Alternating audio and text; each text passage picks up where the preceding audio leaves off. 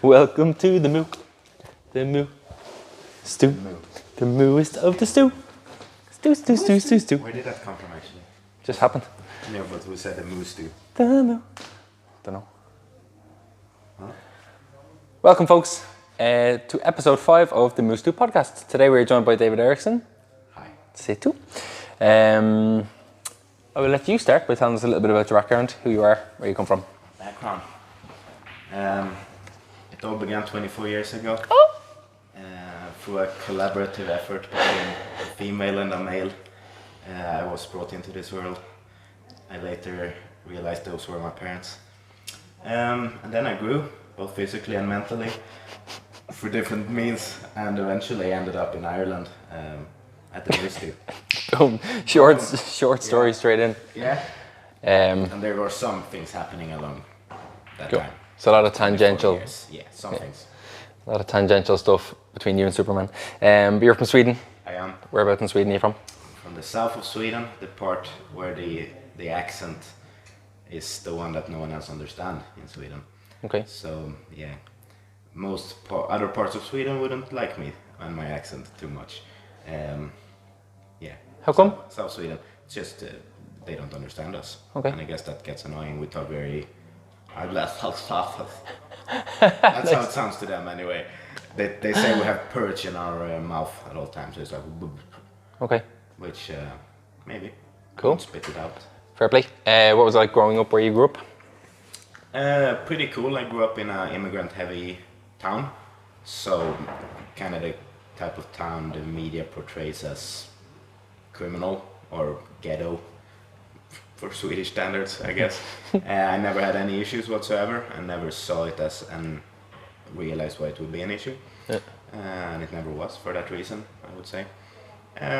But yeah, definitely also shaped me a bit, I guess, just being the white, blue-eyed boy in an immigrant-heavy area. Yeah, I think even by Swedish standards, you're probably quite white anyway. By Swedish standards. So yeah, obviously growing up around a lot of diversity and stuff, was there a majority of different ethnicities around you? Yeah, and so you kind of stuck out. Yeah, it was quite rough, and you said. never, for whatever reason, probably related to how my parents think, I never saw a reason to think of them as immigrants or this or that country. It was just people. Yeah, I think it's like that. People, when they grow up around something, whether you're rich or poor, you never know what you are because you have no context. Yeah, cool. And did you realise at some stage that it was like an immigrant-heavy area or a ghetto compared to most other places? And if so, what age was that? No? Not really. Cool. No. Okay. Only in hindsight as an adult, I would say, because again, I never realized that would be or should be a thing. Yeah. It's just I had more immigrant friends, but in my eyes back then and now they were Swedish. Just friends. Just friends. Yeah. I'm sure it played a huge. Go on. To shit on Swedes, it also made me. Maybe that's a reason also why I tend to like other cultures or other people from other countries more than Swedes, because I didn't grow up with the Swedish Swedes, let's call it, and I didn't particularly like it once I did. Yeah. I always prefer the more immigrant mentality. That's what I was going to say is like you've later then obviously became someone who travels to teach and all that, and you fit in wherever you go, and you've obviously found a home in Ireland as well, which is quite cool. Yeah, you always kind of refer to people back home as being a lot more kind of conservative. Yeah, reserved I think is a better term. Okay. It's very distinct when I travel how different cultures are and how different and weird Swedes are. Well, everyone is weird in their own way, I guess. But Swedes, we are very, very reserved in general, very care for our own space, afraid of conflict, that sort of thing. Which, when you get a contrast to that from traveling, it's hard. It's hard for me to enjoy it, to be honest. Did you only get that context through traveling, or did you get it being where you grew up? Well, I think I realized it through traveling when I started seeing the differences. Okay. But I think looking back at it, that's an explanation why I didn't particularly fit into the Swedish way of things. Okay. Of course, I am Swedish, so I am shaped in that way, and I'm definitely more reserved, and like some situation still freaks me out in a way if it's not as it would be in Sweden. Okay. But overall, like public transport or people getting very close to you. That's definitely a major difference from like 1-2 years ago. Though I'm comfortable people being close, because that doesn't happen in Sweden. Cool. In general. Yeah. So things like that. But yeah, in hindsight, I think that's a reason why I didn't fit in, I guess, with Swedes in Sweden growing up. When was the first time you travelled outside Sweden? So not in a work context or anything like that, holidays or whatever it may be? Yeah, well, except for Denmark, which is literally like 15 minutes away from where I grew up. I mean, vacations with my parents growing up, so some exposure here and there for sure. Yeah. But probably I would start counting it when I traveled myself. So probably 18, 19, something like that, when I traveled more by myself. Where was the first place you went? So I actually, what was first? I went on an internship in the UK, South UK, Plymouth. Okay. At 17, I think, which was school related for 3 weeks. That was probably the first, like, by myself, because I lived by myself, well, with a family, but independent. And then I was in Dominic Republic later that year, so also 17, maybe 18, yeah. No, 18 definitely. Very different places. What was the internship for? In Plymouth, I did repair computers basically.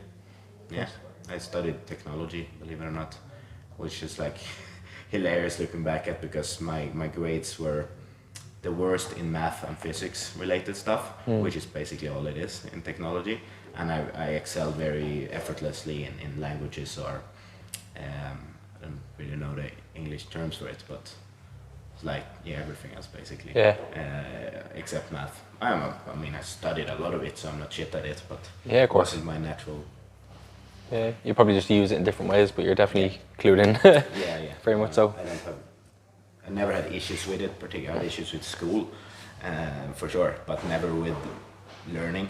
Well, it depends who you ask. If you ask in a certain school setting, in earlier years, I definitely would be prescribed as having learning difficulties, but I would blame that on the school system and its inadaptability. Okay. Because I definitely had no issues, and once I, let's say 14, 15, when I was more independent, then I just figured out the school system and took advantage of it. Okay. As in, like, passed the grades effortlessly from understanding how the system works. Yeah, and then I got out. Basically. Interesting. You have a good level of intelligence, and that's what I was about to ask. I didn't think it was an authority thing that you didn't like school. I felt it was going to be, the answer was going to be that it was more of a structure, and it being just kind of bound to a certain kind of way of doing things. No, it takes a very small percentage of the way people learn into account. I would say way less than the majority, and people learn very differently, many different learning styles, right? Mm-hmm. And school only has one that's very linearly and assumes that that you're learning linearly and you can just absorb information on demand. There's so many flaws to it. It's like, there's so many things that go into if you'll actually absorb the information, and then getting prescribed what you should learn at a specific time. I think that's like error number one. That like, well, I'm not ready for this information right now. I'm sure most people know that if you can read the same thing, the same sentence, the same quote, the same paragraph, the same book at different times in your life, and it'll have a completely different impact on you. Sometimes it has no impact whatsoever, and another setting, another context, it would change your life completely. Yeah. So being prescribed by some external person or whatever, saying that you need to learn this and then you need to transfer that information from one paper to the next. Yeah, I think like that suits 10% at most. Yeah, I think we've only done 5 episodes so far, and it always comes up as well as just systems of, school, job, or school, college, job, retire, die. And I think us being in the business we're in and all that, being coaches and all that, it just, it doesn't. It's one of those things you can only see it when you can see it from the outside, but when you're in it, you can see it. Kind of per definition, if you just think about it, you can't see something you're in the middle of. Yeah. So when you kind of break out of the pattern or the societal structures, then you see it, and it's like, the issue is getting people to see it themselves when they're in it. Yeah, of course, because again, if you think, like you kind of mentioned that, like you had learning difficulties, but you didn't. It was the system, and so that can so happen. We were talking to Rich on his podcast. We were just talking about even kids with like disabilities or whatever it may be that can be lumped into the wrong category. But sure, like you said, essentially like 90% of people probably are, because we don't all learn the same way. And yeah, it is a flawed system, and it's hard to kind of change that. But hopefully, as things go on, people start to adapt and do things different ways.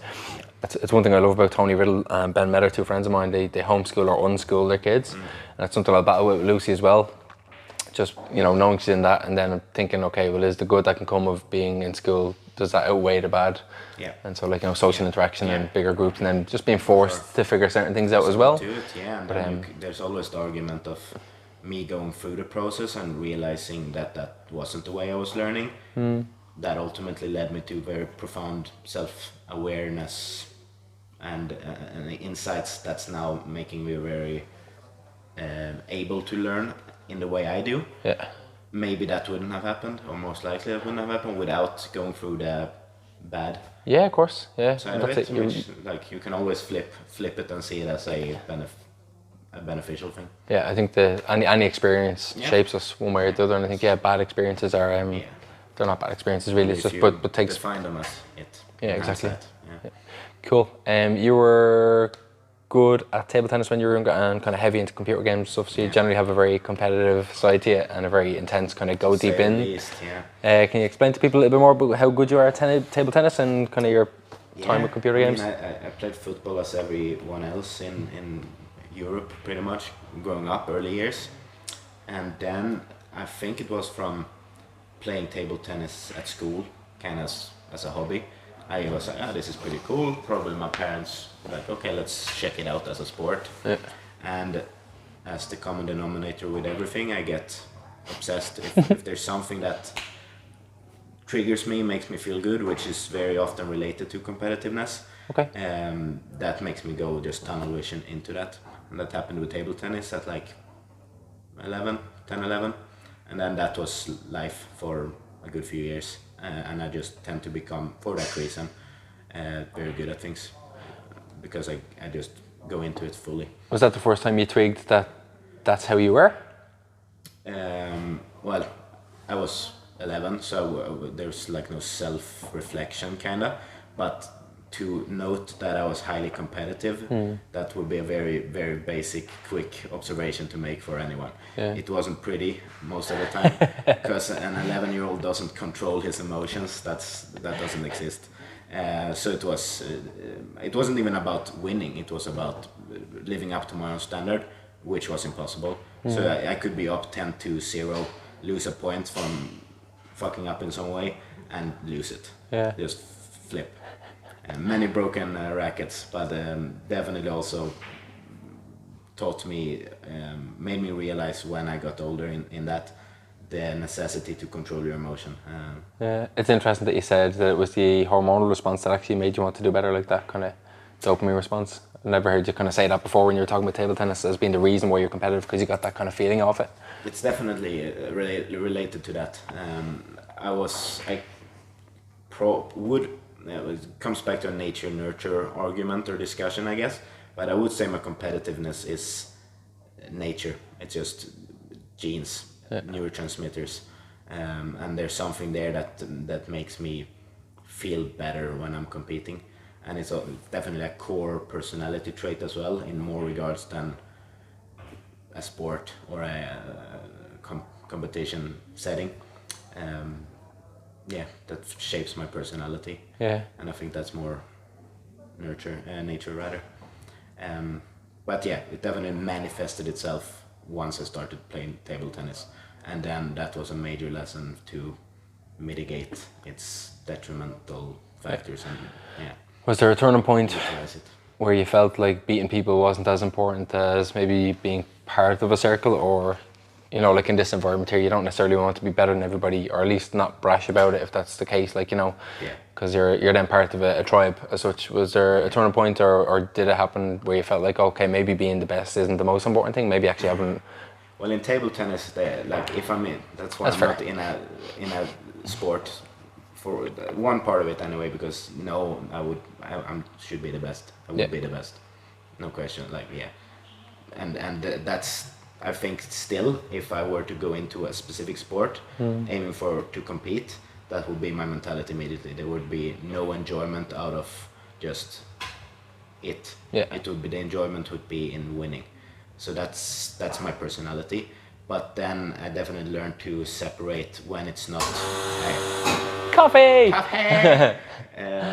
when it's not a competition. It's more I would say healthy competition feeling. Like, if everyone is handstanding, it's definitely in the back of my mind to perform the best. Yeah. But I'm also not like competing, and I'm not gonna like let my ego get the better of me and do something stupid to win, because it's not a competition. Yeah, that's fair. So I've just learned to separate it. But if it is a competition, I'll kick in. Yeah, I think into it for sure. That's fair. If I was still kickboxing or whatever like that, I would think that way. Obviously, you don't want to play kickboxing; you want to win.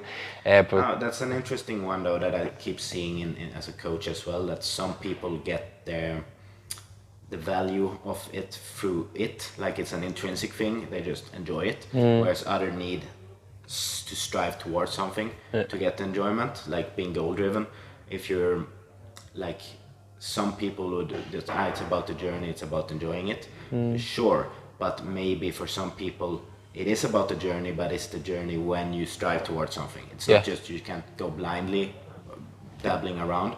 For me, it's definitely like that. I need to have something to aim towards, then I enjoy the journey, and I'm not necessarily sprinting towards it or even in need of ever achieving it. But if I'm not aiming towards it, then everything just seems completely pointless. Yeah. Do you feel, probably be a little bit scattered the way I go about this, but like, do you feel like becoming a coach or realizing that you're becoming a coach changed that? And what I mean by that is, again, just to reference kickboxing, like the moment I started thinking about fights was the moment I realized I was more concerned about how things went and the psychology around things, and than winning. Winning wasn't as important anymore as learning was.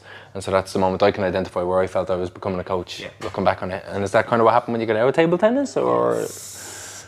Yes, in a way, but I would also define those kind of the same, like, because learning is number one, because it's so closely related to self-development and growth.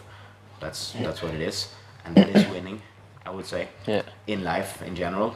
So again, it's like, if there's not a specific competitive setting, if I'm not in a match against someone in something, then I'm just in life, and then I'm only competing against myself, and then learning would be the ultimate winning. So depends, but yes, definitely I agree overall. Definitely an answer that scales incredibly well. Just taking something that's micro and making it macro, and I think we're that way.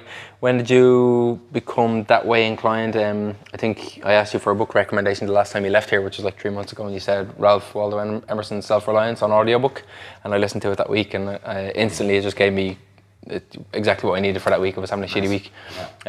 So the whole self-development thing, then I think it goes hand in hand with being a great coach, which I think you are.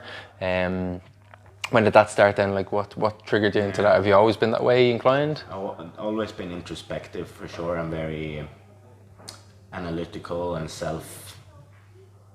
looking inwards kind of thing. That would be a psychological evaluation in itself, but it's definitely related to my parents, I would say. Them being very mature, and them also being older than most. Me being the lone child, I was independent a lot of the time, but they were also very mature in the way I was raised. What age were they when you were born? So math, right? My dad was definitely closer to 50. Oh wow, okay. 45 maybe, quite old. And mom is 8 years younger. Okay. So cool. Definitely like older than average. Yeah. And then just being a lone child, divorce early on. So I was independent. Not as in alone, they were always around, but I didn't have siblings. I didn't spend a lot of time with friends. Those computer games came in, table tennis. So just very, very lonely, not alone. Opposite. Yeah, alone, not lonely. I never felt lonely, but definitely was more introverted growing up, and I just think that shaped the self-awareness, drifting into self-development side of things early. Getting to know you now over the last year or two or year and a half, I would say actually, because you said the word a moment ago, I would say you're actually more introspective than introverted.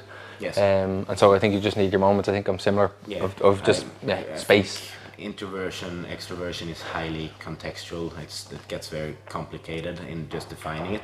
Historically, growing up, I was definitely, if you looked at me, introverted. But just the context. Once I got around people that I liked, I was not introverted. If you define it more as that it's how you recharge, which I think is a better definition. Nice. It's like if you get more tired by spending time with people, so you need the alone time to recharge. Doesn't mean you don't want to be around people, just means that it's a bit draining, so you need the alone time. I can see that. I definitely can in need of alone time, but also kind of less and less, and it also again contextual depending on what people. Some people I'll be drained in 10 minutes, like literally done, and I want to be alone for the rest of the day. Whereas other people, like a handstand and coffee session, that's not draining at all. That's energizing. So it's just contextual. But yeah, being alone, growing up like a lot every day, basically, I think it was tremendously valuable in that. And as far as the more self-reliance, kind of getting into it properly, reading about it, living it, I would say 18, 19, around then. That's when the major shift happened for sure. And you said to me you listened to that audio book, which is an hour and a half long, I think, every day for how long? An hour. Probably a year. Just it was on in the morning when I woke up and was in my ear. So I could probably regurgitate most of that audiobook, and it's I'm shivering like goosebump from almost every passage of it, because it's so ingrained and profound. And it's basically every action I try to anyway in life is probably related back to that as the overarching main driver.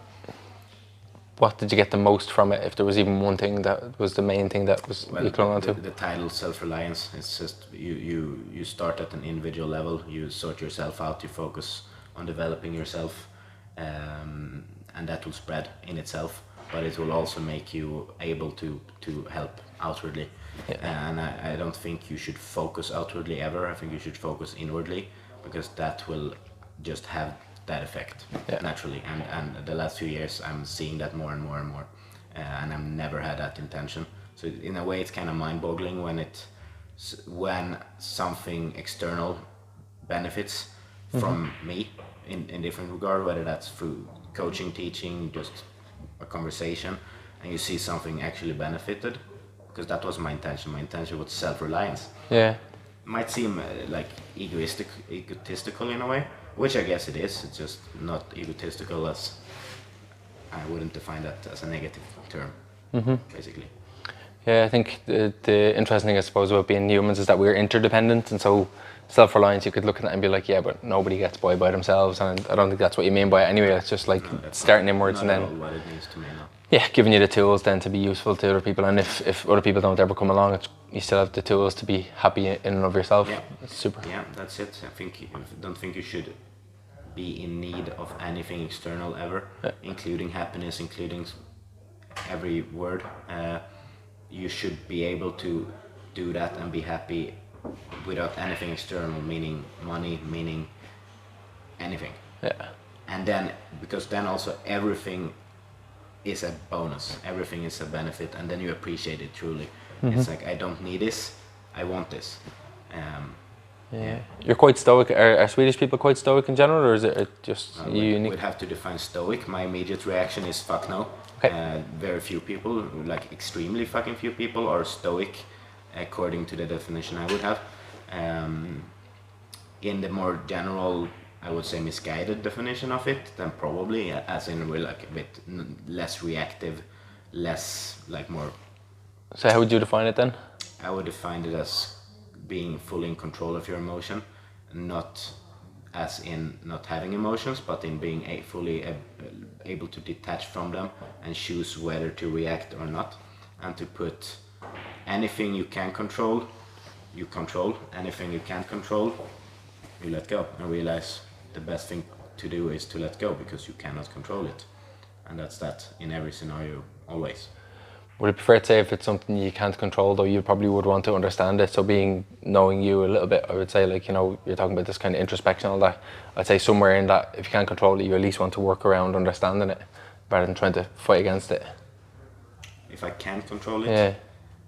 Yeah, maybe, but if it's obvious that it's a non-controllable thing, then I think you just have to let it go. Like if it's raining, yeah, good luck doing something about that. It's raining today, so roll with it. Yeah.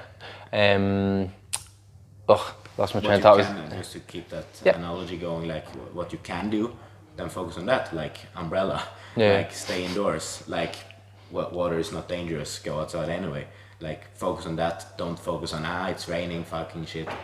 Like be upset about that. Yeah, stupid analogy, but that goes for everything. No, not at all. That's, it was kind of leading me into what I meant to say as well. Is like you often put yourself in difficult situations, and I'll say difficult. You probably don't. I think labeling, which we'll talk about in a moment, actually is quite important to you, which is cool. But like fasting and just general discomfort, you kind of chase it, especially with the way you travel and teach and all that sort of stuff as well. Which was what I meant by saying when you have quite a stoic way about you. So can you expand on that? Very stoic practice, I would say. Yeah.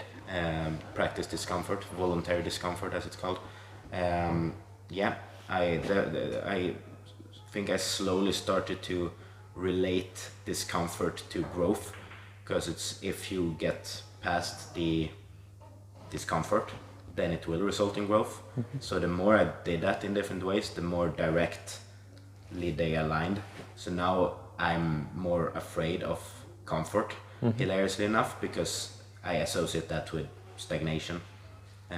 So I definitely seek out discomfort in many ways, because it's just so directly correlated to growth.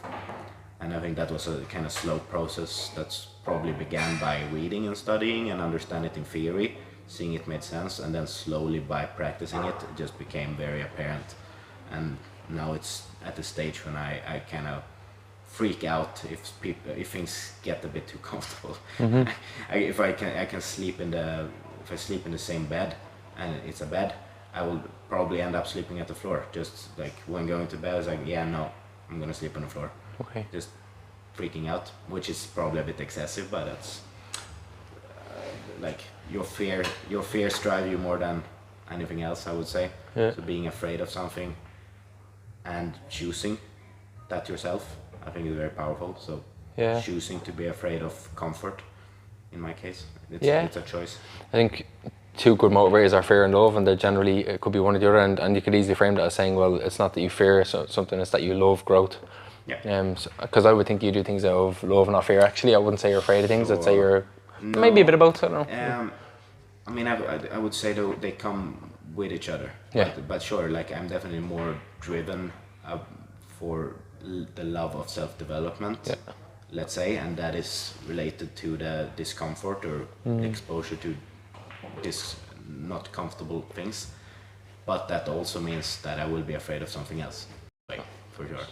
Cool. This is a weird one to try and ask, but like, do you now feel it's easier to do hard things, or does the level go up then? It's like, well, fuck, all this stuff that I found hard a while ago is now kind of like I can fast 3 days on home, good for even this. It's a good question.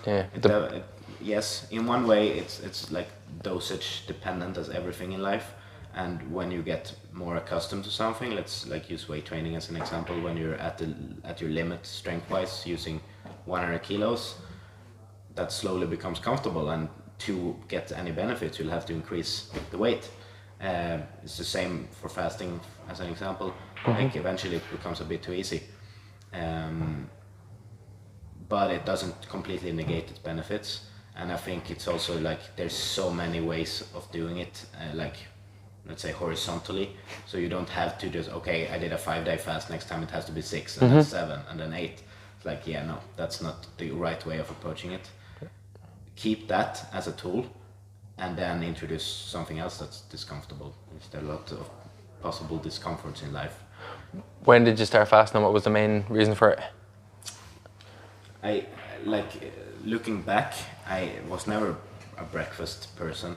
I never kind of ate breakfast growing up, so there was probably a reason behind that, maybe psychologically, physiology based. But then I think when I was like 18 and really out of shape, it was my preferred tool. So I kind of like tended to skip breakfast and just kind of went that about it intuitively. And then when I got into fitness, I got into that mentality. So it was like 6 meals a day stupidity for a few years. And then I started reading more on intermittent fasting, and from having kind of intuitively done that growing up, skipping breakfast for example, it made sense to me and resonated with me. So I started with a like 16-8 classical thing, did that for a few years. Then some days it just became 18, 19 hours and there was no issues. And then I got way more nerdy maybe 2 years ago about more prolonged, longer fasts, and just the science and nitty-gritty details around it. So yeah, the last year I've just been very absorbed in experimenting with all variables basically, as many as possible. Also related to the discomfort thing for sure. Yeah, hold that for 1 second, just check the phone. Cool. So continuing on from the fasting then, a couple of reasons you're saying it's related to the discomfort, but obviously there's health benefits to it. And without going too deep into it, maybe if we went 3, 4, 5 minutes on fasting, just maybe give people a quick give people a quick idea of why fasting is good for you, both physical and mental. Yeah, so the tricky thing out of that question for me is that I entered it from more like, oh, let's give this a go and see what happens. And that's kind of how I approach most things in life. Like you can read some like, oh, alleged benefits or even proven benefits, whatever that is, and give it a go for that reason. But I don't really have expectations going into things. I try not to have expectations, period. So when people ask me that question, it's weird to me, because then I kind of have to give them a top 10, like, oh, your hormones will benefits, better insulin sensitivity, you lose weight, make a bunch of claims, and that wasn't why I started, and I wouldn't say is the benefit of it. And I would even say that if you go into it expecting a certain thing, you're doing it for the wrong reason. Okay. So I would just say, first of all, if something about it intrigues you, then just give it a whirl, be observant and how it makes you feel. And then you can, in hindsight, go back and look at some studies, some anecdotal theories, some other people's experience, see how that matches with you, and go from there.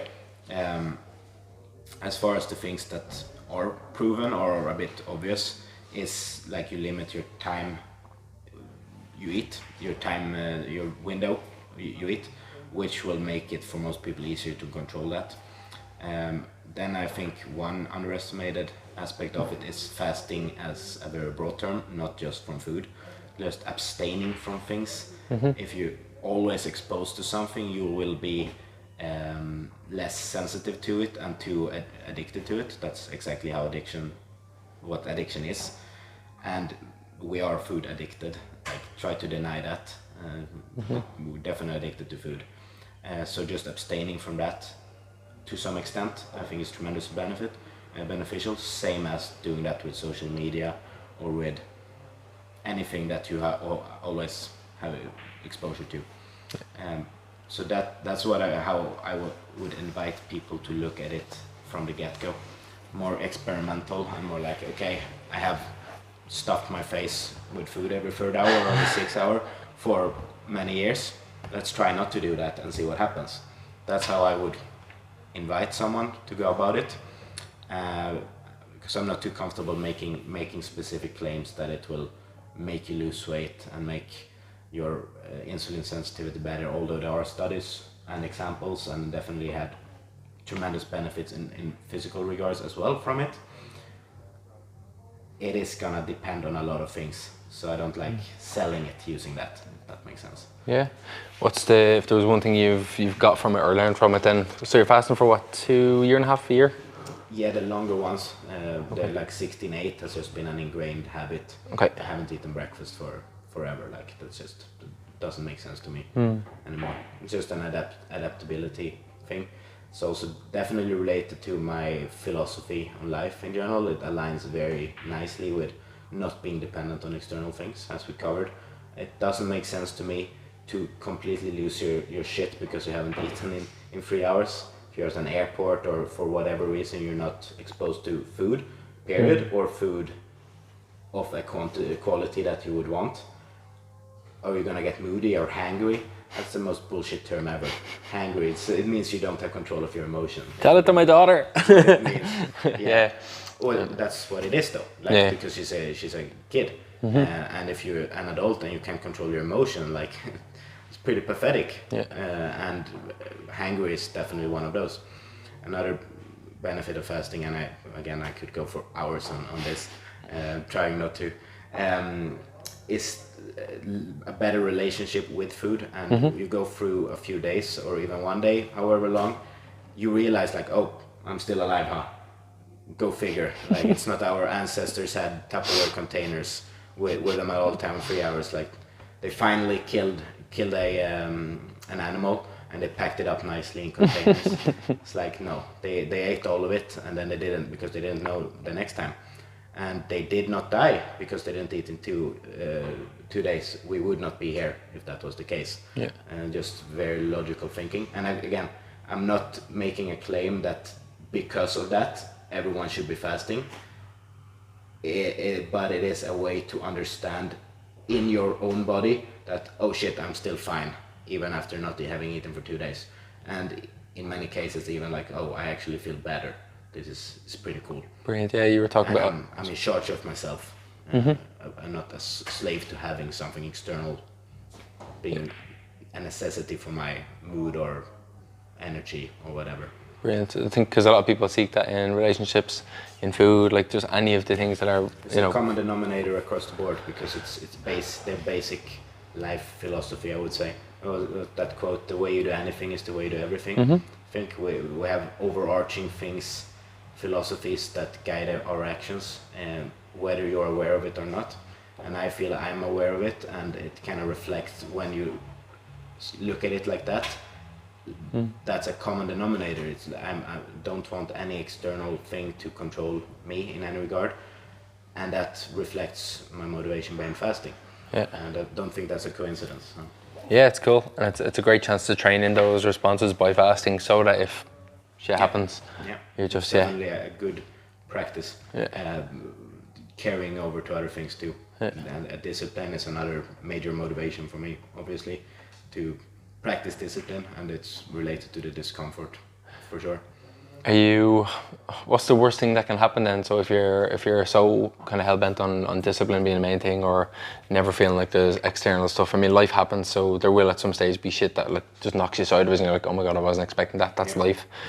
So is that unexpected or unseen stuff part of your motivation, or do you realize that shit will happen at some stage anyway, and it's just it's back to the focus on what you can control, and don't put the energy on what you can't. So like adaptability is definitely a massive thing, for that reason. Like life is gonna hit you in unpredictable ways. That's how it works. Uncontrollable. You can't control that. So learn to go with the punches. And what you can control, like self-development, like not being attached and in need of anything external, that's in your control. And it's minimizing uncontrollables. Cool. Focus on that. Yeah, adaptability was the word that was springing to mind. It's just, I think it's probably the best human skill, or the thing that defines us as thriving. Very motivated, and definitely traveling is another massive adaptability, massive beneficial there. You just have to, like, good luck. Being stuck in your ways, first of all, if you're stuck in your ways, you're not gonna travel, kind of per definition. And then if you travel, but you're still kind of stuck, you're not gonna enjoy it. And you're not gonna benefit from the traveling in a seeing new perspective sides, which is the main motivator for me. Because like if you go to a new country but you find a hotel that makes you feel like home, shit like that makes no sense to me. I want absolute chaos and no certainty when I travel. Discomfort massively, but makes me grow and makes me understand that culture, see things from a new perspective. Whereas if you still seek the comfort or don't look for the discomfort even, then you're not gonna benefit from traveling, and that's just doesn't make sense to me anyway. One of the nicer things there is that expectation is the mother of disappointment, people say. And it's like if you're not traveling with expectations. But yeah, I used to always get sick, so I used to travel to workshops and stuff like that, London, Antwerp, those shebangs, and I'd always be sick. And I know some of the coaches would be like, "You're always sick, like what's the story?" And I was healthy, I was grand, I was in great shape. And then I only realised over the last couple of years it was just travel anxiety, and like the voice telling myself was like, I'm looking forward to traveling, I'm looking forward to all these things. But then the little me who grew up, you know, kind of sheltered or overly mothered, was still afraid of, you know, getting a train and is it this direction or is it this direction? And inevitably nothing ever went wrong as such, like just a couple of hairy situations, nothing crazy. No, just the anxiety was making me sick. Definitely can relate to that. When I started traveling, like when I got back home, I was wrecked, in need of alone space. I need to recharge, and now I'm way better. Like massive. My latest trip, like 3 weeks in 6 or 7 countries. Just so many different people, so many different inputs, so many different perspectives. Some new people, some old people. A lot of conversations about different things. Sleeping on floors, sleeping in weird, dodgy spots. Completely fine the entire time. Like, it's overwhelming, it's chaotic, and you find ways to cope with that, and sometimes that's destructive things. But compared to a few years ago, that would have put me out for months, as in need of being home, isolation, and just struggling in general. So again, adaptability and gradual exposure makes you better. Yeah, amazing. Really nice way to say it. But yeah, like the me back then was just craving to travel. I love traveling by myself, and still, body was telling me. No, it is expectations. I like that. Like that saying a lot. That if you expect it, you will be disappointed. Yeah. At to some regard, and it is expectation is trying to control things, and most things are not in your control. So, doesn't make sense really. So you turned from David Eriksson into Free the Frame, and the inspiration for that name, Free the Frame. Yeah, do you want to tell people a little bit more about kind of why the name Free the Frame and where the inspiration came from? And Conor McGregor. No, at some point I've been a MMA fan for like 2012 maybe. So actually, before I got into fitness or started being active, apart from the table tennis in my teens, but I was out of shape starting to watch MMA. So in hindsight, I would say that was a contributor in itself. Cool. Just seeing fit people and they probably starting to introduce the like capable body movement perspective. Whereas then it took me another year in fitness to get more into that. But yeah, I was an MMA fan since 2012. So when Conor came on the scene, even before the UFC actually, I was intrigued. It's just the personality that just clicks for me. Just the approach, I absolutely love it. So I was just looking at every single clip you could find since 13 probably, and then when he got into UFC and hit the entire story of him blowing up. And at some point, probably around his ACL surgery and the comeback there, he mentioned this in some clip, like how it's not about weightlifting or strength or this and that, it's about freeing the frame. And I think he said freeing the body or freeing the frame. And then when I went to go for an Instagram name, I tried Free the Body, and then Free the Frame came to mind. So that was Free the Frame, and obviously I had a nice ring to it, so that was it. So Ireland inspirations already there. 62% Irish, fair play. Cool. Increasing by the day. And then what came next then? So did you get kind of into movement culture, or is that around the time you went to Johnny Wren's workshop, or? No, definitely movement culture side of things first. Okay. I would even say that Conor was the one that introduced movement rather than the other way around, as it is for many people. Yeah. So it was the way he spoke about it that made me start researching about that. So this is like a bit over a year into powerlifting, bodybuilding, standard fitness kind of thing, which I got very good at, again, because the tunnel vision, once I was super out of shape, like basically 100 kilo, zero muscle. I went down to below 70, so lost over 30 in like ridiculous time, like 3-4 months. Just tunnel vision. Psycho. Actually injured my. I just started running. That's what everyone does, right? Yep. And I had a goal of running, I think 10K below an hour, and just stubbornness, but zero regards to physical things. So I just I couldn't feel my legs after 10 minutes from being so damn heavy. I just kept going. So eventually I fucked up my probably Achilles. I had no fucking clue, and I didn't look it up because it's my personality. But that's like what got me into strength training. I realized my legs are obviously too weak for this to carry the weight. So I lost the weight partly by running and then getting into strength training and doing the chicken breast, brown rice, tiny portions, 6 hours, 6 times a day. And then ended up being brutally skinny. Even this is actually the first time I remember this. I did a weight cut kind of UFC style. Okay. By the end of the 3-month training plan of that brown rice shit, just to lose more weight, and because I don't know, psycho. So I was 67 kilos or some shit. I probably could find a picture of that. Just skinny as fuck.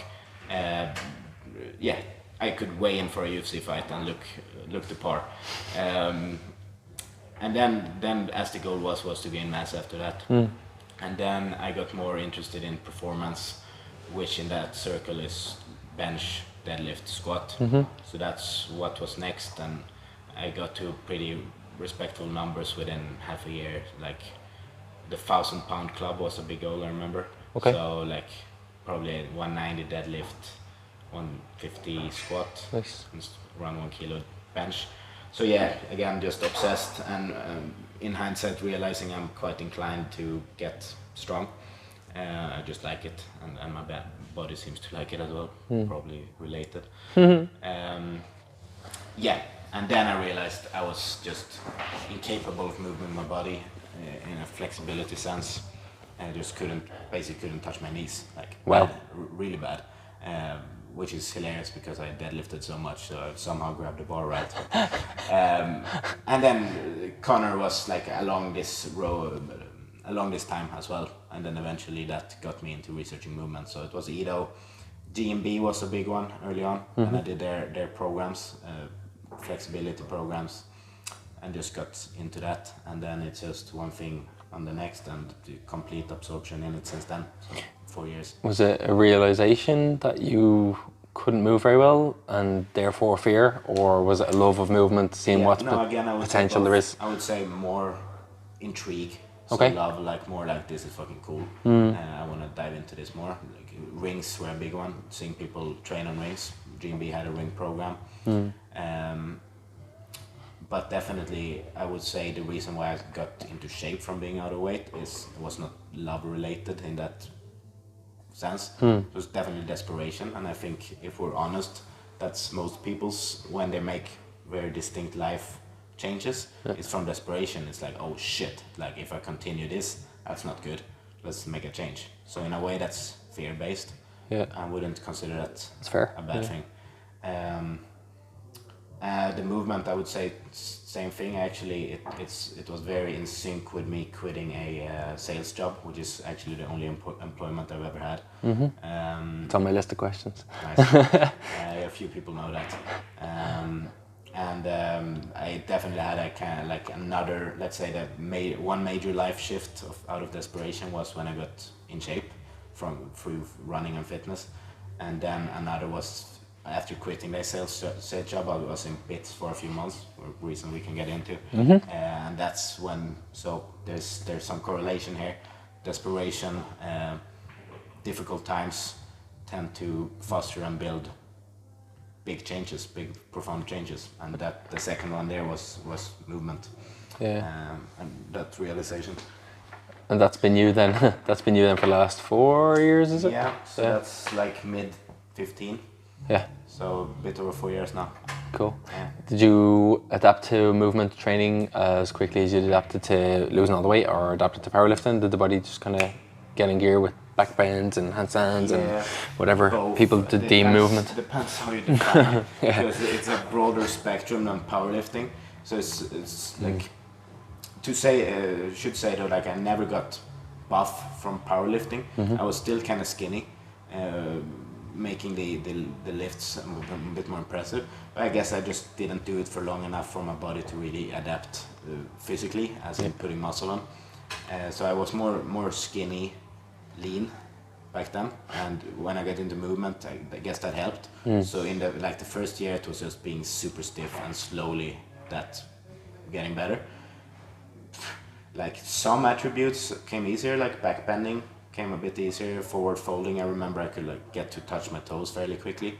But then other things like side split pancake, like a year in, and it was still absolutely ridiculous. So getting flexible is definitely the main struggle, just individually, I guess. Okay, you think it's an individual thing, or it's an adult man thing, or? I would say mostly individual. There's definitely some correlations you can notice between genders and between people, but more so individual. And yeah, I mean, I'd never really enjoyed it. It was more a necessary evil as I saw it, because I was very intrigued to move better. I could see like how it would benefit me on the rings once I got into that, how it would benefit me in this and this. So it was more a necessary evil, which isn't as good of a, maybe back to the fear-based, it was not as motivating to do as strength training. That's very intrinsically rewarding for me. Mobility isn't. So that's probably why it's also taking longer in general. I think there's a big correlation between the physical resistance the body has and the mental, like, enjoyment out of it. That's fair to say as well. We'll go back a little bit before we go back to coaching again. So you were talking about your sales job, right? Tell us a little bit about that. Yeah, that's a funny one. So I studied university philosophy for a year.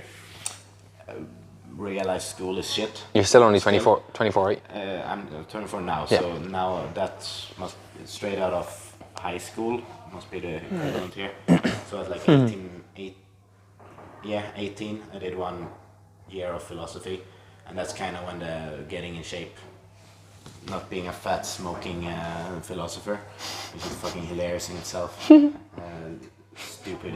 Philosophizer, I think they're called. Yeah, completely out of their body and thinking they're clever. It's another story. What was it? Yeah. Quit school, quit college for the first time. Did that 2 times. Don't learn, right? What's the question?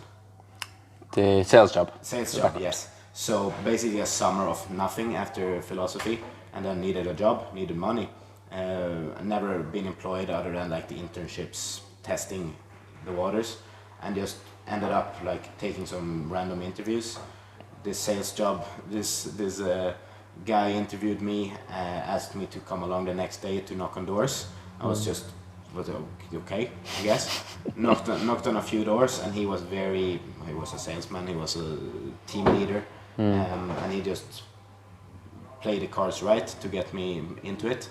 Probably was, in hindsight, I realized very good at spotting my characteristics in the competitiveness and the ability to adapt, and managing to overlook my inexperience in sales. He was right, because I got absorbed in that and got very good at it very quickly, and that generated a lot of money, but also everything that comes around with the sales industry, which isn't good things, I would say. It's a nasty business, and you lose yourself very quickly. I would never, like, I got out in time, luckily. You can see people that's been in it for more than a year. Can you elaborate more on that? Sure. Well, it's money driven, and it's your, from above, from your bosses and from their bosses, everything is related to more sales, more. if you do that, you get benefits, you get recognition, you get money, you get a lot, everything. If you don't sell, you don't get shit. So it's a like feedback loop from producing that. That means that that's number priority 1 to 5, not being honest with who you're selling to. And you can knock on a door, you can meet an older lady, and for the first month you can be honest with her and not push for the sale and make slight lies, slight altercations to the truth in order to get the sale. But eventually you will fall into that loop as well. Not as in completely lying to someone, I never got to that. But luckily, for whatever reason, I was able to spot when just like slight altercation, when then they were about to sign the contract and were like, oh, so the first 3 months are free, right? And I was like, no, it was only the first. But you're like, yeah, that sort of thing. And then like slowly you can see how that builds, and eventually you're just dishonest, straight up. And yeah, that just destroys you and destroys your character, and I was able to spot that, luckily. I was never motivated by the money, but my competitiveness got me that. So we got a message every morning, like the top 5 of the country, most sales the previous day, and I would just lose my shit if I wasn't on the top list or at the top of the top list. So basically the 2 first months, and again, I was just knocking on doors, having no clue. I remember the first day, I literally didn't know what we were selling. We were selling fiber, that's what I got told. Okay. The fuck is that? I had no clue whatsoever. We're selling fiber, and then like literally through knocking on doors and getting into people's house, which I somehow managed, I realized what it was. You're good at that. Yeah, adaptability, I guess. And can get touch on that briefly, how it benefited me. Definitely did. But yeah, just figuring out what we sold, and then like basically what like the best way to learn to swim is to get pushed into the water. You either sink or swim, and that's my boss approach. He just took some educated guesses on who would swim, and pushed us into it, and we figured it out. Some of us, but most sunk hard. Yeah. Because it was provision based, so there was no sense of security whatsoever. My parents or my mom were freaking out, like there's no Sounds security. like some Wolf of Wall Street shit. Yeah, basically.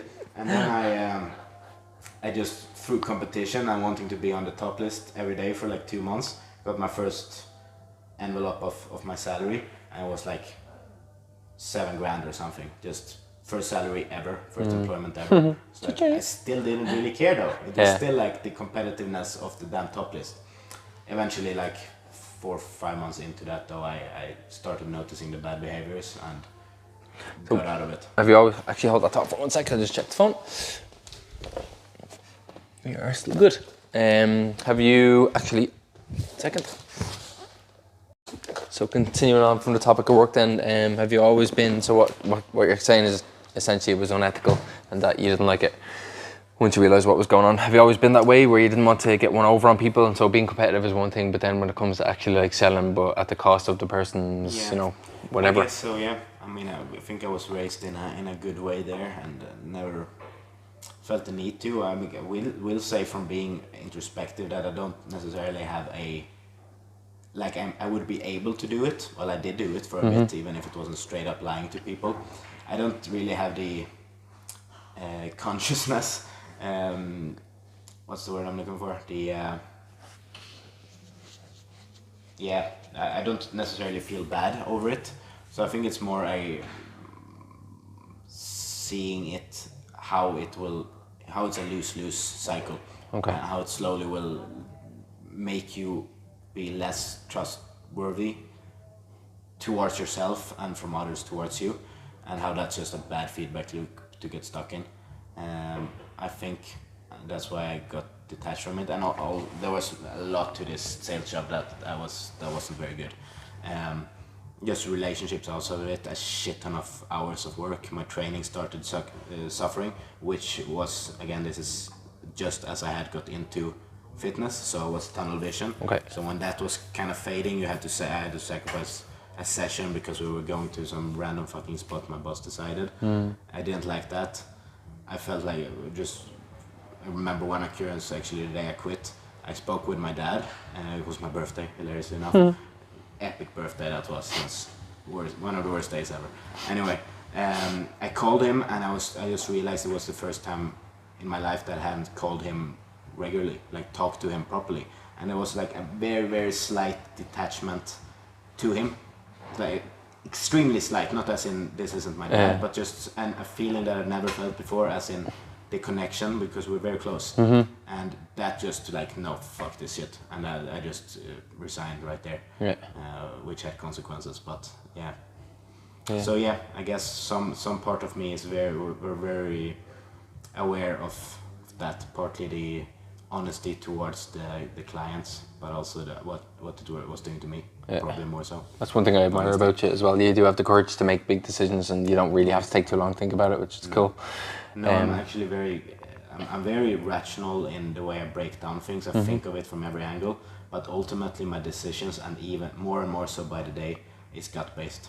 It's what feels right, and I do not question that, because it's the only way it's gonna be wrong is if you say it's wrong. Yeah. If you just roll with whatever your gut is saying, you assuming it is right, then it is right. Yeah. So you choose. Yeah, that's great. So everything brings us somewhere. Completely trust it.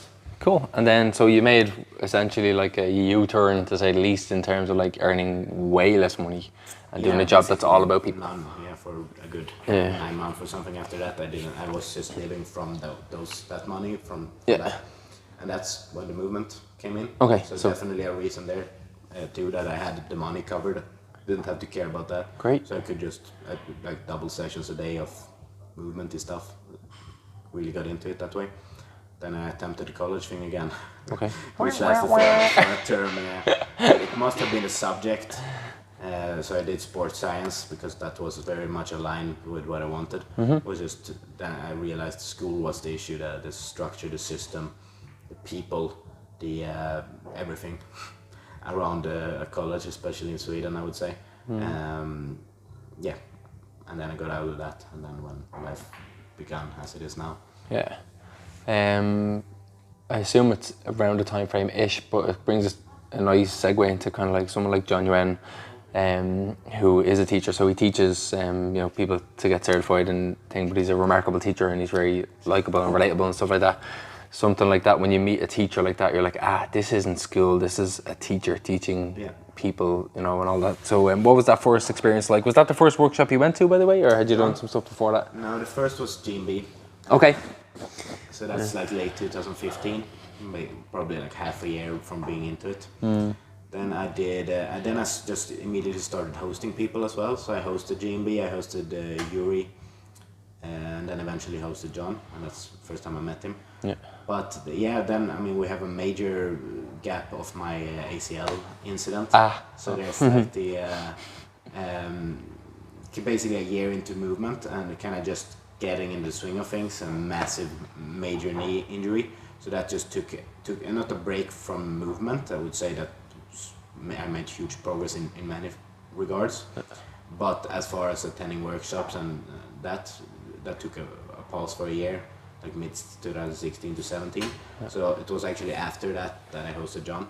Okay. So I would still had been dabbling in the movement thing 2 years almost before meeting him, but I had followed him that entire time for sure. Yeah. Tell people a bit more about the ACL, because one of the things I think is remarkable, Anthony is the same. He's gone on to become an amazing movement-based physio, and he has major stuff with his knees. And then you had a trampoline incident, and again now you're here doing helixes and moving and back bending and bridging and squatting and the whole shebang. So one thing that's just my personality is I really don't like talking about my problems. And this is a bit controversial in a way, but I feel it's slightly disrespectful to talk about your problems to someone else, because are you sure, like, can they actually help you, or are you just putting more issues outwardly for them to handle? Of course, it's how you frame it, and if you just complain, then it's a lose-lose for everyone involved. But the way I approach it is more like, I'll deal with my own shit myself. It's always been the way I've done it. Sometimes that's probably not the best way, and like we're stronger together and all that. I totally agree with. Still, behaviorally, that's how I do it. So I don't talk about injuries. I don't, like, if I've had an elbow injury the last 3 months, you wouldn't know. And that's definitely the case. It's just I don't like putting it out there. Okay. A massive knee injury like that, it's gonna be out there, and I did choose to talk about it some. But most people still don't really know about it, definitely don't know the severity of it. I probably don't know the severity of it myself, maybe luckily. I was definitely delusional about it at the time. Yeah. It was like knees 45 degrees dislocated just out to the side, just like, oh, let's put some weight on it, so let's try to stand on it. You want an ambulance? Like 3 girls around me. I was like, no, I'm good. Yeah. Eventually we were like, we'll just drive to the emergency. Eventually got an ambulance, and then it was a few weeks of uncertainty whether it was the ACL or if it was just the MCL. Okay. I was completely delusional. It's like, nah, it feels stable. It's just the MCL. It's like 2 months, and it's like, in hindsight, it's just, you're in a massive knee brace. You can put 0 weight on it, and you can like move it 3 degrees. Yes, it's everything in the knee, bro. In hindsight, it's pretty obvious, but yeah, in the moment, you don't see it like that. Yeah. And then got the news that it's ACL from a doctor that came in 20 minutes late, shook my hand with the feeling of I am superior to you, pushed the knees in 3 directions, said, yes, ACL, do you want surgery? And I'm just, Wow.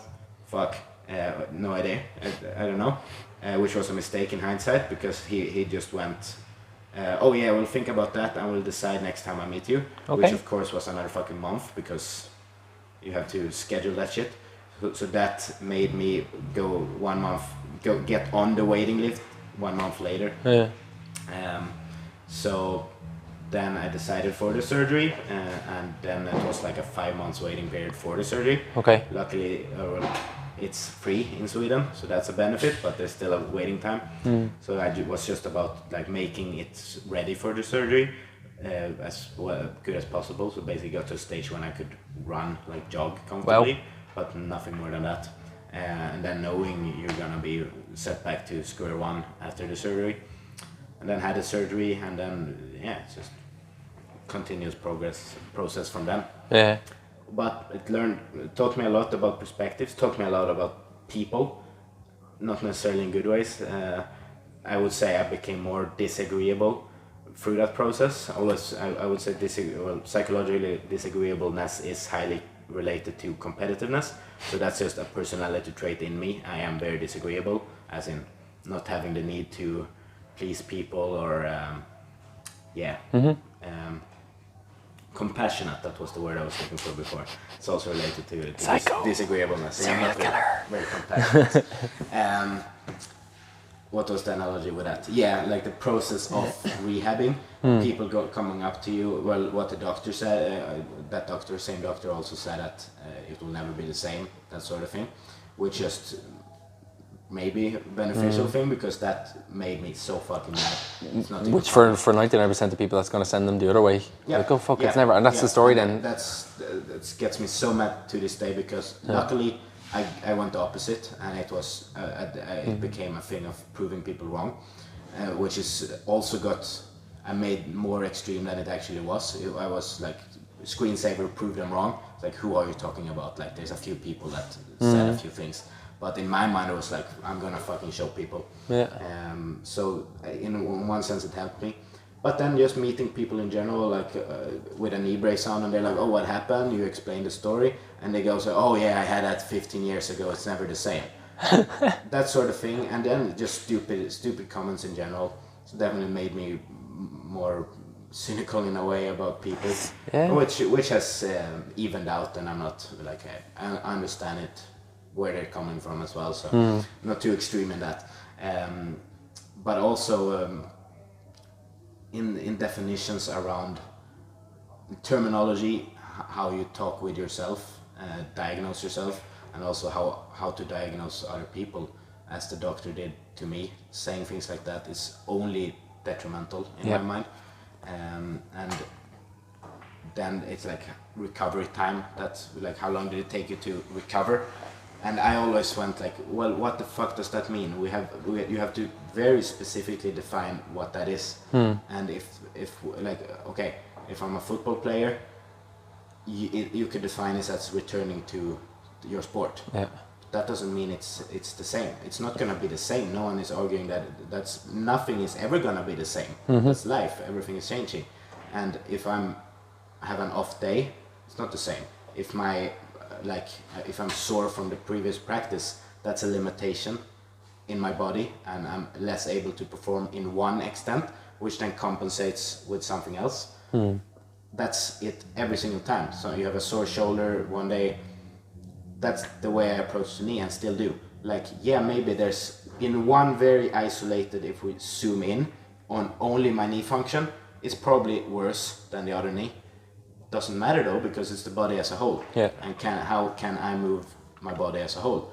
And then there's so much that goes into it. So who gives a fuck about like I don't even have a lateral meniscus. They removed it in the surgery because it was just wrecked. Fuck it, I don't give a fuck. So how long was the recovery time? Well, I don't fucking know, because I'm way better in pretty much, well, every single regard I would say than before the surgery, because I've been developing many physical attributes since. Despite the knee, you could say, or because of the knee, it doesn't really matter. From the movement perspective, I'm much better off than before the surgery. If we isolate the knee, well, perhaps not. So am I recovered or not? Fuck do I know. It's just a weird ass definition that people kept bringing up. And like sometimes I still get like, how long did it take you to, I don't know. Yeah. How long did it take me to squat? Well, 2 weeks. Went quickly. Yeah. I have to define it. Yeah, I think if people have to rewind anything, I'd love them to rewind the last 5 or so minutes in that, because I think it's one strength of yours is to be able to label things and frame things, pardon the pun, and to put stuff into context that makes sense in favour of you growing, and not like getting a crutch or a cast or slowing things down or whatever. Yeah, cool. So on the topic of movement culture then, the likes of G&B and John Yuan you were talking about and all that, but then as you get into the movement culture a bit more, talk a bit more about the culture itself. Is there things that you like about it, things that you like to critique about it, like the conditioning? Movement culture? Yeah. Well, I like the focus on practicing and having the perspective and definition of how can I improve my physical body as a whole. How can I move better, basically, rather than how much can I bench or how much can I get very isolated thinking like that. Then I think it goes too far very quickly, regardless of what industry it is, in that it becomes dogmatic in its own approach and too full of itself, thinking it's the right way. And then there's a culture around it, movement cult here, and I don't think that's necessarily a good thing. And I definitely don't define myself or label myself as someone in a movement culture, for the reason that I want to be able to, and this is why they shit the bed in the movement culture. It should be that you dabble in different things with an overall perspective that's a bit different. So you think of things in a more generalistic fashion, as I just did around my knee. Like, how can I improve my body's ability overall? And then I can dabble in powerlifting or dabble in climbing and so on, and extract that, practice that separately in different fashions as a movement way. But then when that becomes a culture, then it becomes handstands, floor, sequence, generic. That has very little to do with where they originally extracted it from. Yeah. So I find it very limiting, and I'm not comfortable with the culture side of it either. Yeah. And we were talking recently about there not being the biggest focus on conditioning and stuff like that around it as well. So I think you probably went through this cycle as well, where you're chatting about you get into this love of expressing yourself and be like, oh my god, I can do this, I can do that with one arm, I can do this. And then you were like, yeah, it's like the complexity Ido has, which is a nice saying, that like complexity first, continue to build, make skills, movements more complex, because then you learn and you have to really absorb yourself in and practice it. I believe that to be very beneficial.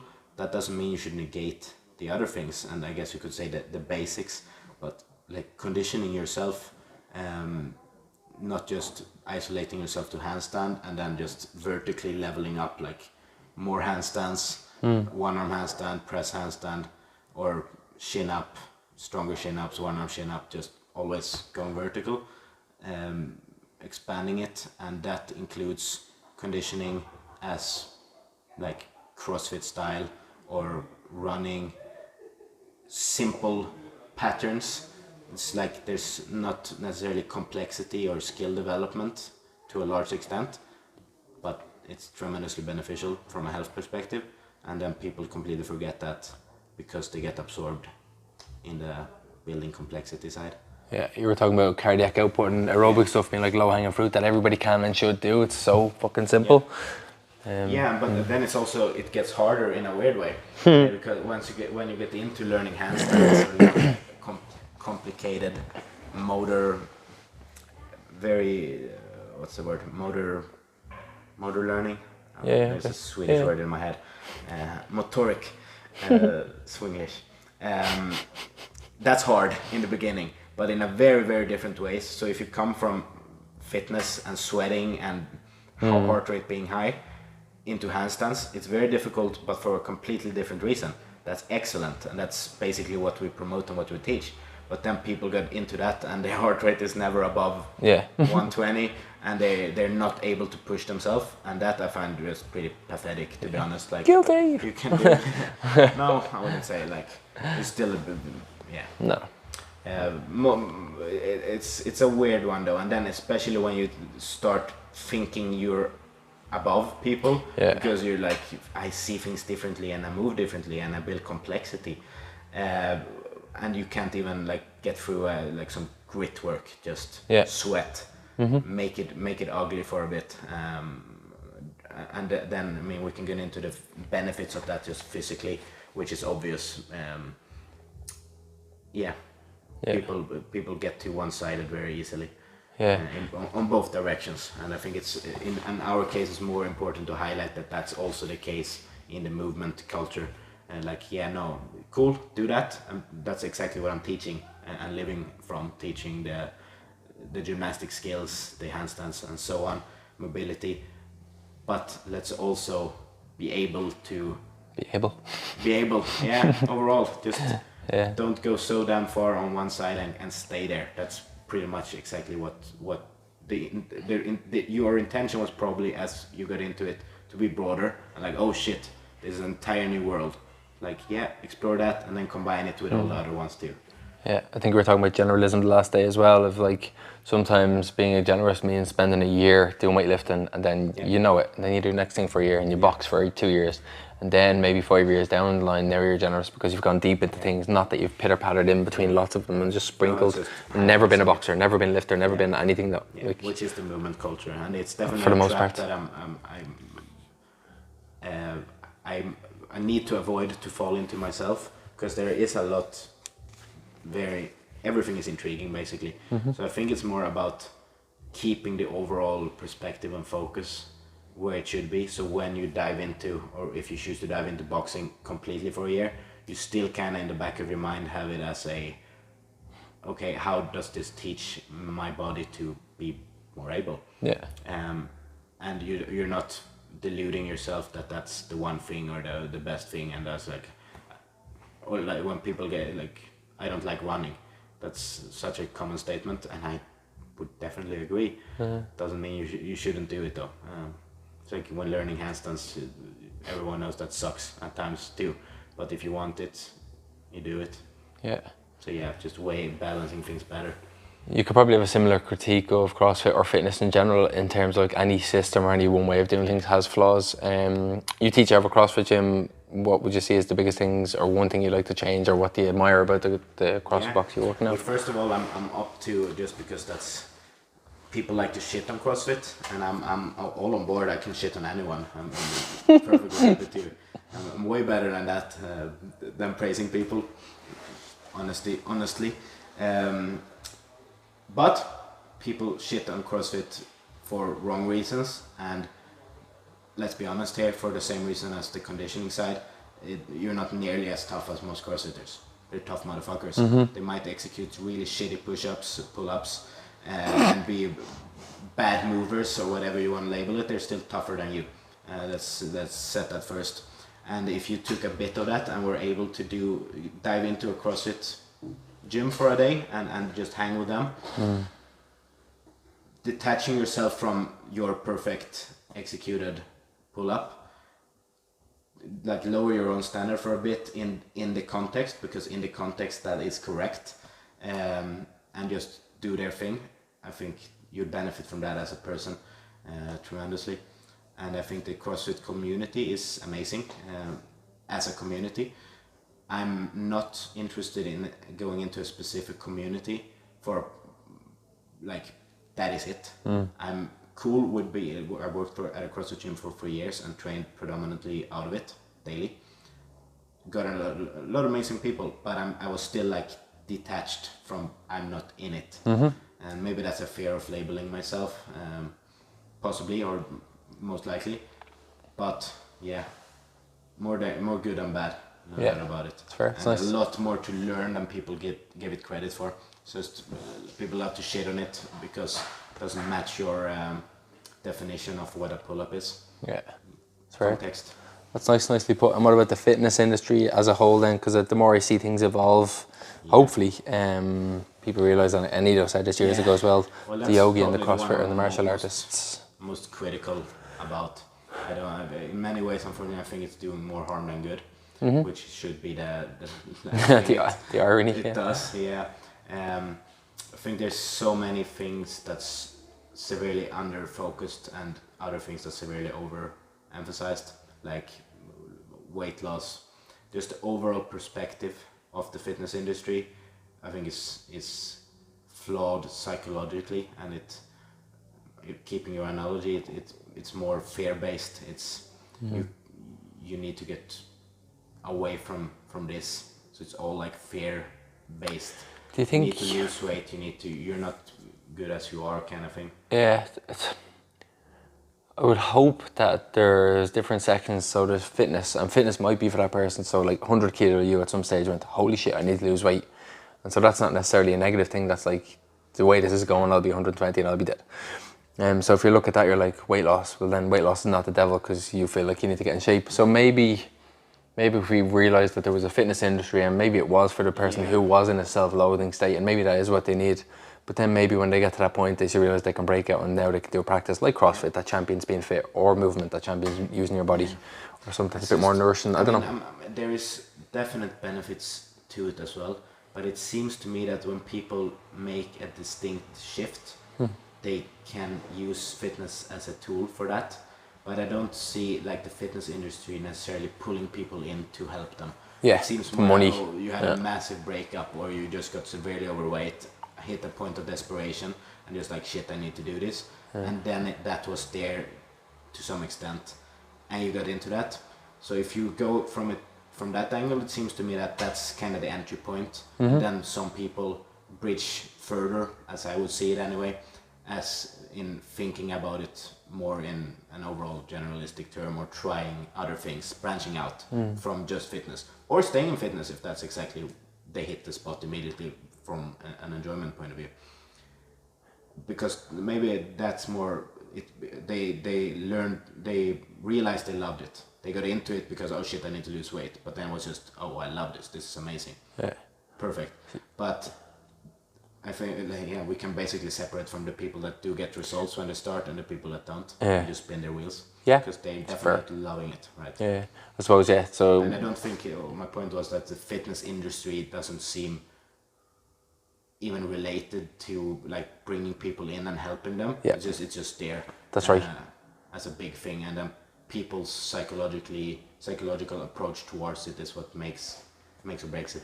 Yeah, that's funny. It's the first time, just the way you said that, it made me think, when we say the fitness industry, when I said that, I'm thinking the clients, the people that go into the industry. But then the way you phrased it was perfect, because you're essentially saying it's the industry that's the problem. It's not the people that are the problem. They're being brought into an industry where it's just about money, and it's fat shaming, or making you feel shit about yourself, and emotionally charged ad copy to get you into classes, and to believe that a certain shape or size is, we have health markers in our life and all that. And that's another discussion about the fat shaming, because in my view or my personality, that's basically what I did to myself or do to myself continuously, fat shaming myself basically. And as far as the fitness industry goes, I think the what's it called, fat acceptance movement is fucking people over, and I think the other side of it, the fat shaming, is also fucking people over, in depending on the personality types and so many other factors. Basically, I think the fitness industry is extremely flawed, and is not looking at the person, the people, similar to any structure, school for example. It's more about the system, the structure, the benefits economically, rather than looking at people, basically. So yeah, the fitness industry, I feel not very, I don't see a lot of good. I get it. Well, it's one thing that kind of comes up over and over again, and you're in a position to do this as well as a coach, but we say about here is like, this is all about relationships and having space to talk about things. So like if it's 5 minutes at the end of class or before class or a text or an email or whatever, it's a space if someone has a question to say, I feel this way about this and that about that. Like, you'll actually talk versus going into a 45-minute blast class and then going home and still feeling shit and doing whatever you're doing. And that's the shift that I would like to see in the industry, because we are movement, but we are fitness, obviously, because we're inextricably linked. So I think the point being is it always comes down to the person, and one sentence could mean one thing to one person, and the exact same sentence could mean another thing to another person, and fat shaming, like the whole shebang, it's always down to the individual. I think what needs people being able to find something that vibes with them properly. So it's not going to a commercial gym and just getting it done. It's actually finding something that you enjoy. And I don't see the fitness industry promoting that in any fashion. Like, oh, let's go try climbing, let's go try ballet, let's go take a boxing class, because then eventually you find something. And I think the common denominator there is you connect with your body, you learn more about yourself in the process, and you can feel your body benefiting in way more profound ways than fat loss, muscle gain, but in actual like capacity. And I think that's a direct correlator with your mind and self-development, and that improves you and everyone else. And I think that requires you to go in, the way you enter into it, your intention is what decides that. And when people go into a commercial gym, it seems to me that 95% of them don't have that whatsoever. Which is basically a waste of time, even if they burn 400 calories. That's the model. Yeah. Of course, it's interesting saying that. Even it's almost like finding what turns fear into love, and like I said, they all exist anyway, but finding something you enjoy, and then realising that it's not about enjoyment as such, and that cycle just... Unfortunately, I think the fitness industry traps people outside of the ability to think outside of it. It kind of explained itself there. Like if you're in a commercial gym, you're sort of just trapped in that. Like, I'll go to the gym. But you know what? There's even gyms like smaller gyms or boutique gyms or small group training gyms, and they're just, I hate it because we don't do it. Like, it's all this like basically the marketing thing is like, here's a problem, we have a solution. Like, you're fat, we're gym, we'll monitor this, we'll do that. You'll get one-to-one classes and unlimited. It's the same shit, and then you're charging more. Yeah, but you're charging more. You're promising people all this other shit, but still you're selling them on that same problem, whereas we're just trying to change that. You don't have to even talk about being a problem. Come here, do all the things, and you won't even have to acknowledge that like body composition is a thing, because you'll burn calories regardless, you'll move regardless, you'll stimulate hormones regardless. You know, even by talking about it, you're fucking up the whole shit, because it just doesn't need to be talked about. And then you're limiting the whole thing, and then the story is always about that, and you know, it's over and over and over again. So I just think the industry needs to start changing the narrative of what fitness and wellness actually means. That's it. It's the narrative and the collective mindset towards it.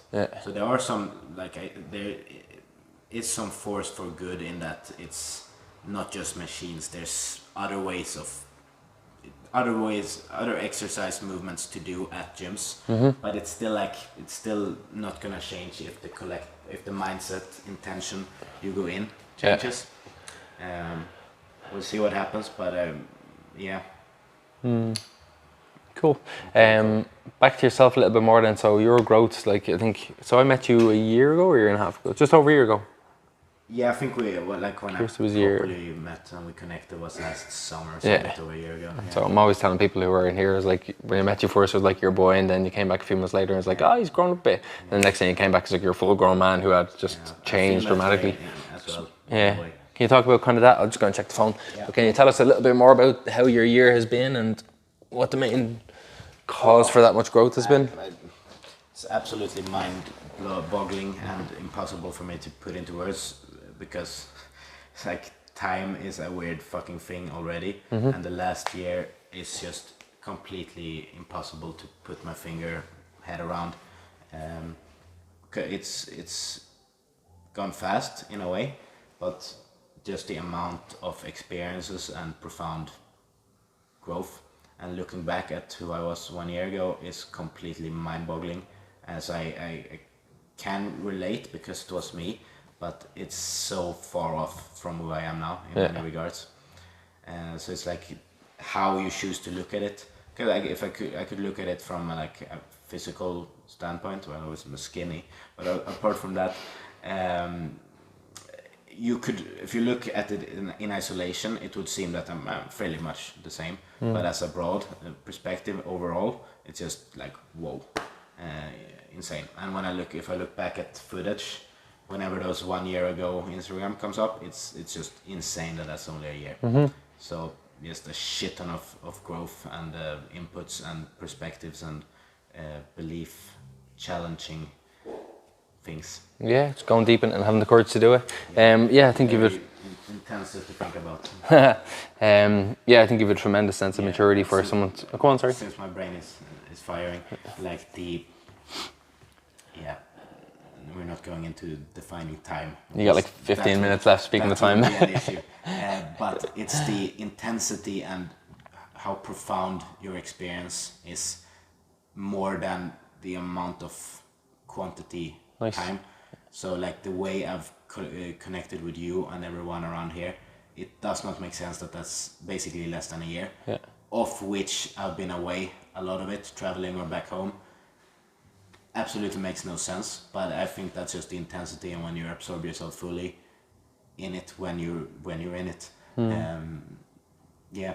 it's mind-boggling. But I think it's more the intensity and intention, and when you find something truly profound, it's like that. Did something click in terms of like you met someone, like I think Kate was the first person you met, obviously. Did something click where you're like, oh wow, this is actually my life now, like I fully, this is me, I get it, like, or was it like that already, or? Not something I noticed at the time, because I am very intuitive and gut based, so if it just feels right, I'll roll with it. And then it hits a point when I'm like almost too comfortable to go back to that, so that's like, oh well, I'll go back to Sweden now, I will go traveling. Intuitively gut based, but in hindsight it's because of the need for comfort and detaching myself a bit. As far as one moment in hindsight, there is not one moment, but one defining thing that I've realized in hindsight is like the community side of it, being part of something that deeply resonated with other people. Because that definitely is nothing I had or have it back in Sweden.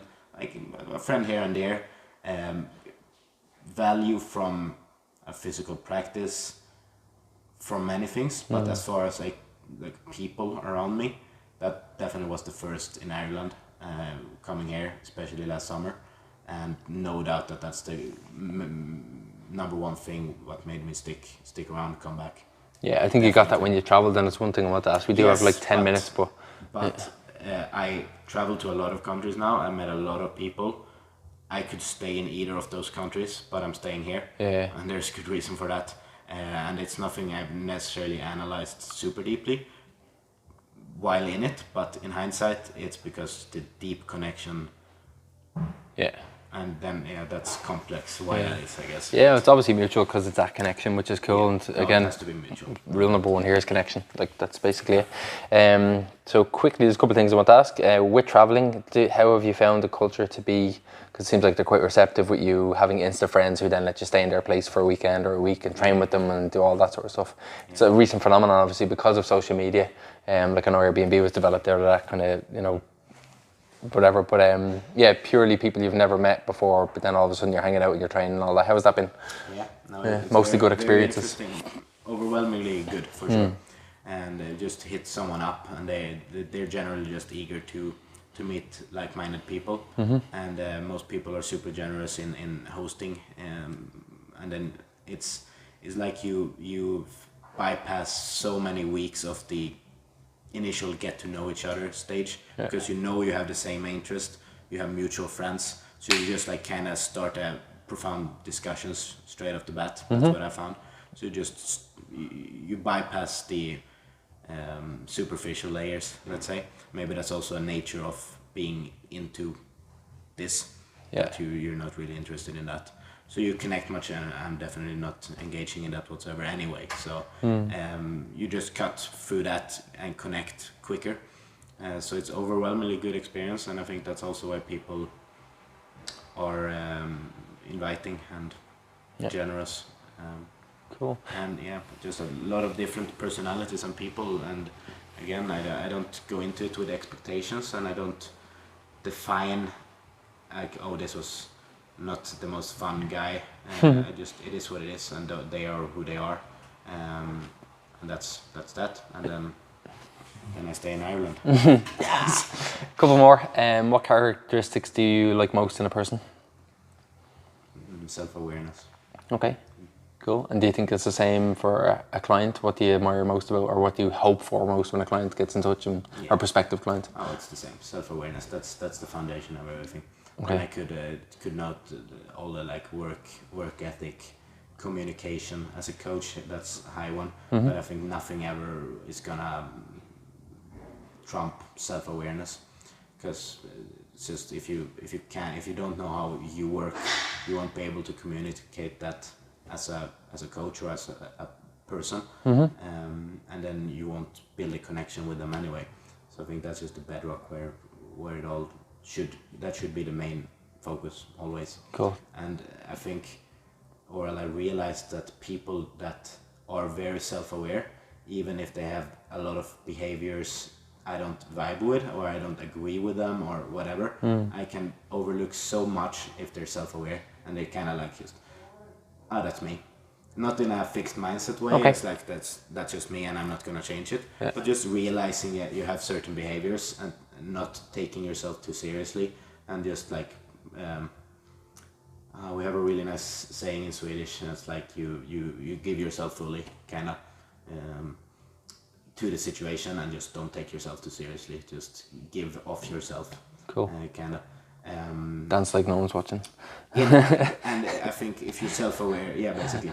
And this is me, enjoy it, and I'm continuously working on improving it. But as of now, this is me, and I'm very aware of that. And I'm also aware of my bad behaviors, like not being the most compassionate, or not being slightly arrogant at times. Just be aware of that. Decide what you want to work on.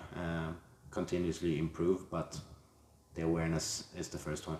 Brilliant. Actually, a funny story, just because why not? John and I, before I hosted him in Sweden, I don't think either of us thought we would get along. It was basically, this is the venue you're teaching at, this is the date, cool, we're set up, we sold out, nice, nothing more. I don't think we thought we would vibe. When we met up, we vibe instantly, and have since. The thing for me was him being very self-aware. And I didn't, not that I didn't, I thought that he wasn't, but he had some characteristics that I was like a bit, seemed a bit pretentious, which he is. He, just the way of he communicated and came across online got me a bit hesitant, and I think I had some things that he picked up on, and But when he was like, yeah, self-aware that, yeah, I'm a bit pretentious, and I was the same. That's kind of why we connected, and Okay. I think that's overwhelmingly the reason with people I really connect with. They're very self-aware and aware of their flaws. Cool. And yeah, that's very comforting and beneficial. Cool. Hi, John. Cool. Last one or two questions. What makes a great coach? One of my favorite questions. A great coach. We have covered one part of that already, the self-awareness, self-development, always focusing on bettering yourself. Communication and people skills should be number one.